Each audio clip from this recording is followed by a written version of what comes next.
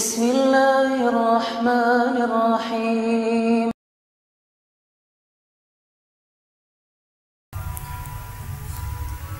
Apa yang menyebabkan banyak orang lupa terhadap status dan gelarnya tersebut?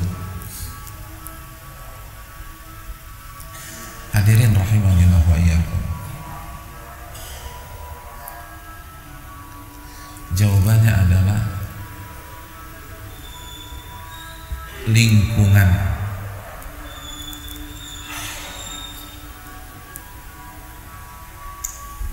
Saya ingin memberikan sebuah contoh sederhana. Apabila ada seorang anak wanita, anak perempuan, mulai dari saat dia bisa berkomunikasi dengan orang tuanya, ini keluarga besarnya aneh banget. Semuanya mengatakan kamu jelek. Jadi setiap hari ibunya bilang kamu jelek nak, kakeknya bilang kamu jelek, neneknya bilang kamu jelek, kamu jelek, kamu jelek, kamu jelek, kamu jelek, kamu jelek, setiap hari dari usia 3 tahun. Kira-kira ketika anak perempuan ini tumbuh menjadi gadis dewasa di usia 18, 19, 20, dan setiap hari dari kecil dikatakan kamu jelek, kira-kira dia akan menjadi wanita yang penuh percaya diri atau wanita yang minder? Minder atau percaya diri? Minder. Dia merasa cantik atau dia merasa jelek? Merasa cantik atau jelek? Pengalaman. Kalau mungkin pengalaman kita kan dikatakan ganteng terus, ganteng. Wanita ini akan merasa dirinya jelek, padahal bisa jadi dia cantiknya luar biasa.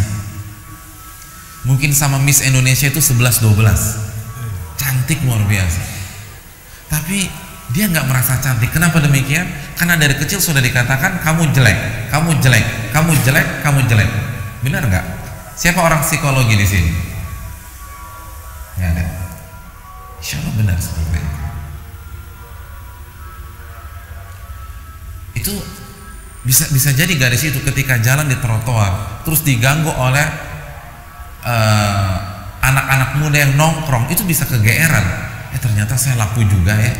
Padahal gimana nggak laku, orang cantiknya luar biasa. Tapi dia nggak pernah merasa cantik. Kenapa? Karena dari kecil dikatakan kamu jelek, kamu jelek, kamu jelek, dan kamu jelek. Bukankah ini teori komunikasi, hadirin? Apa salah satu teori komunikasi politik? Sebuah kebohongan jika disampaikan terus menerus, kalau bahasa kita sekarang, disampaikan secara sistematis dan masif, maka akan diyakini sebagai sebuah kebenaran oleh masyarakat. Betul apa tidak? Iya. Nah sekarang saya ingin bertanya, dari kecil apakah status ini diingatkan kepada kita? Yang ada sebaliknya, hamba itu nggak punya semuanya, nggak punya sesuatu itu hamba. Nggak ada yang hamba itu nggak punya apa-apa, bahkan nyawanya saja dia nggak punya. Makanya setiap ada yang meninggal kita mengatakan inna lillah wa inna ilaihi raji'un. Sesungguhnya kami ini milik Allah dan kami akan kembali kepada Allah Subhanahu wa taala. Itu hamba. Jadi jangankan mobil, jangankan sepatu, jangankan rumah, nyawa saja yang paling berharga kita nggak punya. Itu hamba. Itulah rendahnya hamba. Tapi semenjak kecil, ketika kita dapat tas misalnya, dikatakan itu tas siapa? Tas kita. Tidak dikatakan itu tas Allah yang Allah titipkan kepadamu. Saat kita dapat sepatu, dikatakan itu sepatu siapa? Sepatu kita. Bukan dikatakan itu sepatu yang Allah berikan kepadamu. Kamu punya hak pakai, bukan hak milik dari Allah Subhanahu wa taala. Kan Allah Rabbul Alamin. Arti Rabb itu kan Malik.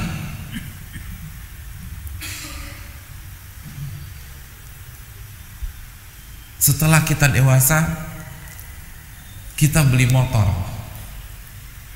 Ketika kita dapat BPKB, kan ada nama pemilik tuh. Tertera tuh nama siapa? Nama kita. Itu doktrin kan, berarti kita punya semuanya. Ada BPKB-nya pemilik Allah. Gak ada. Saat kita beli rumah, surat-surat rumah, NJOP dan seterusnya, tertera pemiliknya siapa? Kita lagi. Jadi seakan-akan kita punya semuanya. Belum lagi kalau kita alhamdulillah hidup di tengah-tengah keluarga yang berkecukupan, sehingga dari kecil terbiasa merintah orang sama melarang orang. Itu dari kecil tuh, merintah orang. Kenapa? Karena mungkin kita punya pembantu. Bi, tolong buatin susu. Bi, aku mau Indomie, buatin Indomie. Itu dari kecil terbiasa merintah dan merintah. Begitu besar suruh pegang perusahaan, jadi manajer. Kerjanya larang orang, nyuruh orang. Hadirin, saya ingin tanya, orang yang setiap hari terbiasa merintah orang, kira-kira mudah nggak untuk diperintah? Berat. Karena doktrin di otaknya sudah merintah. Saya ini merintah, bukan diperintah.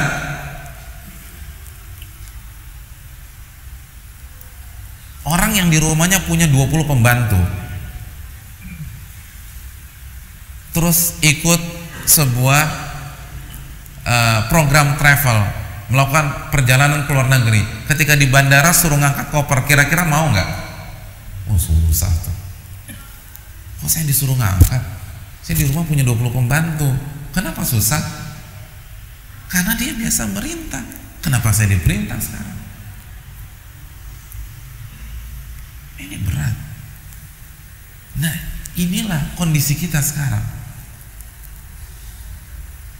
Karena kita terbawa dengan jabatan kita, terbawa dengan status kita, terbawa arus lingkungan kita. Orang saya punya semuanya. Apa alasannya saya suruh kasih ini, kerjakan ini, kerjaan ini, suka-suka saya dong. Orang saya punya uang.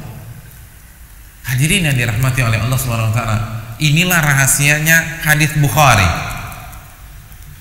Hadis Bukhari. Ketika Abu Sufyan ditanya oleh Heraklius. Heraklius bertanya kepada Abu Sufyan, "Saya ingin tanya, pengikut Muhammad ini lebih banyak mana? Orang miskinnya atau orang kayanya?" Jawabannya apa? Orang miskin atau orang kaya? Orang miskin. Mayoritas pengikut Nabi Muhammad SAW adalah orang miskin. Apa kata Heraklius? Begitulah pengikut seluruh para nabi dan rasul. Mayoritas pengikut mereka adalah orang miskin, bukan orang kaya. Hadirin, yang orang kaya jangan tersinggung. Abu Bakar kaya, Umar kaya, Utsman kaya, Abdurrahman bin Auf kaya, Sa'ad bin Abi Waqqas kaya. Orang-orang terdekat Nabi itu lebih banyak orang kaya, tapi secara mayoritas yang lebih banyak siapa? Orang miskin. Dan itulah kenyataan dan fakta seluruh para nabi dan rasul. Kenapa demikian? Simpel, seperti tadi. Karena yang lebih mudah menerima konsep penghambaan adalah orang miskin dibanding orang kaya. Karena yang lebih mudah menerima konsep diperintah dan dilarang itu orang miskin dan orang kaya. Karena lebih cocok dengan kehidupannya. Karena orang miskin itu sudah biasa diperintah dan dilarang. Oleh siapa? Oleh bosnya. Oleh siapa? Oleh majikannya. Oleh siapa? Oleh atasannya. Karena dia sudah terbiasa diperintah dan dilarang oleh atasannya, sehingga dia mudah menerima. Kalau atasan saya bisa perintah saya, kenapa pencipta saya tidak bisa perintah saya? Simpel. Tapi orang kaya itu susah banget nerima hal sesimpel ini. Karena dari kecil itu sudah merintah dan melarang. Hadirin yang dirahmati oleh Allah. Kalau kita ketemu dengan orang termiskin di Jakarta atau di Denpasar, terus kita kasih nasihat kepada dia, "Pak, kita ini sebagai manusia tidak punya apa-apa karena kita ini hamba Allah. Kira-kira dia bisa mudah terima atau susah menerima? Mudah. Dia tinggal lihat aja buku rekeningnya. Iya, saldo 0. Benar, nggak punya apa-apa. Rumah nggak punya, mobil nggak punya, motor nggak punya. Betul banget nih nasihat. Kita ini nggak punya apa-apa. Tapi kalau kita berbicara di hadapan orang terkaya di Jakarta atau orang terkaya di Denpasar, dia punya 15 unit rumah di Pondok Indah dan di Menteng misalnya. Lalu kita katakan, Pak, kita ini nggak punya apa-apa. Kira-kira bisa terima nggak? Enak aja. Itu 3 gedung di Senopati punya siapa? 3 hotel di dekat bandara tuh punya siapa? Kok Anda enak banget nggak punya apa-apa? Karena sekali lagi, hadirin, wa mal hayatud dunya illa mataul ghurur. Allah berfirman dalam surat Ali Imran 185, tidaklah kehidupan dunia adalah perhiasan yang bisa menipu kita. Ini yang jadi masalah. Kenapa banyak orang susahnya minta ampun menjadi hamba Allah?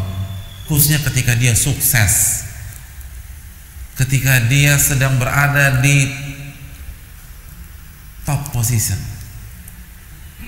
Dan inilah alasannya mengapa orang banyak tobat itu ketika sudah jatuh, sedang terpuruk, sedang sakit, sedang bangkrut. Karena untuk menerima konsep hamba itu gampang. Iya ya, ternyata saya lemah ya, saya bisa bangkrut. Ternyata saya bodoh ya, saya ditipu orang. Tapi susah bagi orang yang setiap tender menang terus, semua hormat sama dia, lalu dia disuruh sujud sekarang, susah. Orang saya dihormatin orang itu tunduk sama saya, kenapa sekarang saya ditunduk sama pihak lain?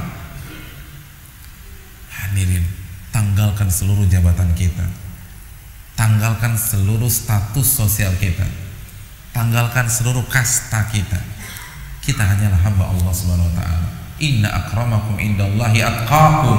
Sesungguhnya yang paling mulia di sisi kalian adalah, sesungguhnya yang paling mulia di sisi Allah adalah yang paling bertakwa di antara kalian. Yang terakhir, hadirin yang dirahmati oleh Allah Subhanahu wa taala, banyak orang berpikir ketika dia menolak menjadi hamba Allah, maka dia akan hidup merdeka, maka dia akan hidup bebas tanpa aturan. Saya mau bebas, kenapa saya diatur-atur? Harus bangun jam 4, harus pergi ke masjid jam 5, harus break rapat jam 12. Saya punya semuanya, saya ngatur, bukan saya diatur. Banyak orang tidak mau menjadi hamba Allah karena ingin hidup bebas, karena ingin hidup merdeka, karena ingin hidup independen. Benarkah pola pikir seperti itu? Salah, dan 100% salah. Camkan baik-baik. Kalau kita tidak mau menjadi hamba Allah, maka kita akan menjadi hamba dunia. Kalau kita tidak mau menjadi hamba Allah, maka kita akan menjadi hamba tahta dan harta. Kalau kita tidak mau menjadi hamba Allah, maka kita akan menjadi hamba hawa nafsu, budak dunia, budak harta, budak hawa nafsu. Opsi hanya 2, hadirin. Opsi hanya 2, tidak ada opsi ketiga. Kalau tidak jadi hamba Allah, jadi hamba dunia. Kalau tidak jadi hamba Allah, jadi budak hawa nafsu. Allah berfirman dalam surat Al-Qasas ayat 50, fa illam yastajibu laka fa'lam annama yattabi'una ahwa'ahum. Kalau mereka tidak mau mengikuti engkau wahai Muhammad, tidak mau tunduk kepada engkau wahai Muhammad, camkanlah satu-satunya faktor. Allah katakan faktornya cuma 1, tidak 2, tidak 3, tidak 4. Kalau mereka tidak mau mengikuti sunnah Rasul, tunduk kepada sunnah Rasul, tunduk kepada agama Allah Subhanahu wa taala, apapun alasannya yang dikemukakan, faktornya cuma 1, kata Allah, annama yattabi'una ahwa'ahum. Mereka adalah pengikut-pengikut hawa nafsu. Titik. Nggak ada faktor yang kedua. Tidak ada faktor ketiga, tidak ada faktor empat. Hawa nafsu sudah kata Allah. Hawa nafsu. Mau alasannya macam-macam kayak, mau alasannya nggak relevan. Ini abad modern. Hawa nafsu. Jadi kalau kita melihat, kita udah sampaikan ayat nih, ditolak juga. Padahal dia hamba Allah. Dia nggak punya jabatan apa-apa di mata Allah, hanya hamba. Tapi ayat dia tolak, hadis dia tolak. Mau pangkatnya apa? Mau gelar agamanya apa? Hawa nafsu, kata Allah Subhanahu wa taala. Annama. Allah menggunakan kata annama. Satu-satunya faktor adalah pengikut hawa nafsu, hamba hawa nafsu, budak-budak hawa nafsu. Walaupun dia nggak terima, terserah Anda nggak terima, tapi ini firman Rob saya, ini firman Tuhan saya. Saya lebih percaya daripada firman Tuhan saya daripada ucapan Anda. Anda katakan ini karena budaya, kata Tuhan saya, Anda itu pengikut hawa nafsu. Kira-kira saya lebih milih yang mana? Ya Tuhan saya lah. Anda katakan ini tidak relevan, Rob saya mengatakan Anda pengikut hawa nafsu. Simpel saja, kira-kira saya lebih pantas ikut siapa? Anda atau Tuhan saya? Ya Tuhan saya. Anda mayattabi'una ahwa'ahum. Jadi diperbudak hawa nafsunya. Nanti kita jelaskan. Contoh yang lain, hadis Bukhari. Nabi SAW bersabda, ta'isa abdu dinar wa abdu dirham wa abdul qatifa wal khamisah ta'isa wan takas wa idha syika falan takash. Nabi SAW mengatakan celaka hamba dinar, hamba dirham, hamba selimut dan bahan. Kalau bahasa kita apa sekarang? Hamba fashion.